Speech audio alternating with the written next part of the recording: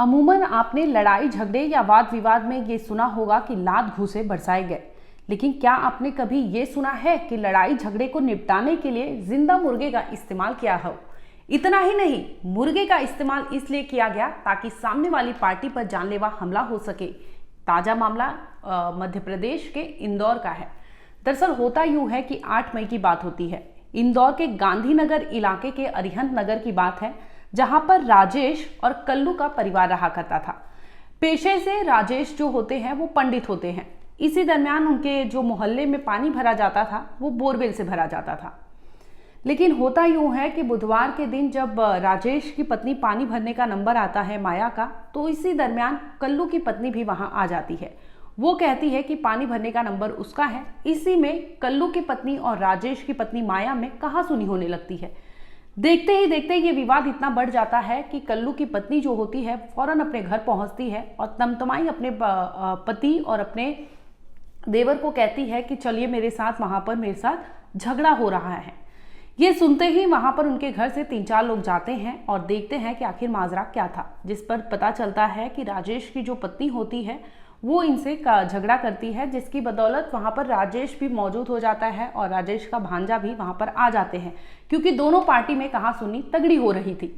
इसी दरमियान बात कुछ ऐसी बढ़ती है कि जो कल्लू की पत्नी होती है, उनके साइड से जो लोग होते हैं, उनके हस्बैंड और सारे लोग, कल्लू, ये उनमें से एक लोगों के पास मुर्गा था। वो मुर्गा उन्होंने हाथ में लाया था और मुर्गा जिंदा भी था।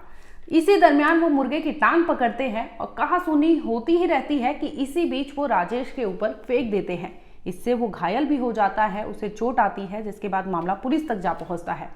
अब यहाँ से कहानी बहुत इंटरेस्टिंग है। अगर आप सुनेंगे तो दंग रह जाएंगे कि आखिर पुलिस ने इस केस को सुलझाने के लिए जो जुगाड़ लगाई है वो काबिले तारीफ थी। दरअसल मामला पुलिस तक पहुंचता है। अब पुलिस सोचने पे मजबूर हो जाती है कि आखिर इस तरह के लड़ाई झगड़े को कैसे निपटाया जाए।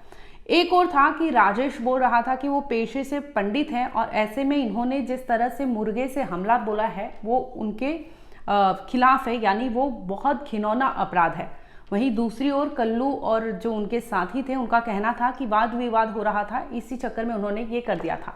फिर भी पुलिस उन चारों आरोपियों को घेर लेती है, पकड़ती है, पूछताछ करती है, जिसके बाद पुलिस उपाय निकालती है कि आखिर इस मामले को कैसे सुलझाना है।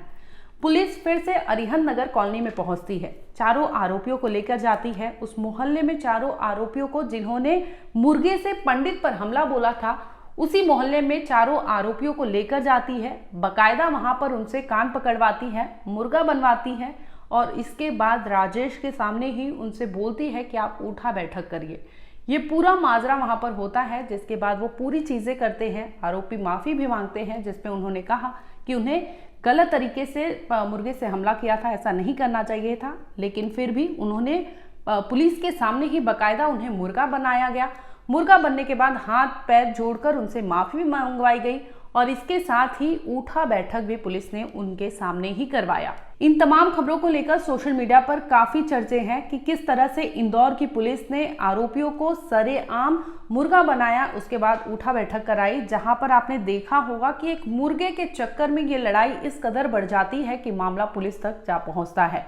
फिलहाल इस केस में यही है कि चारों आरोपियों से पंडित राजेश के सामने माफी मंगवाई जाती है, जिसके बाद उन्हें उठा बैठक कर मुर्गा बनाकर उस सोसाइटी में घुमाया जाता है और उन्हें फिर बरी कर दिया जाता है।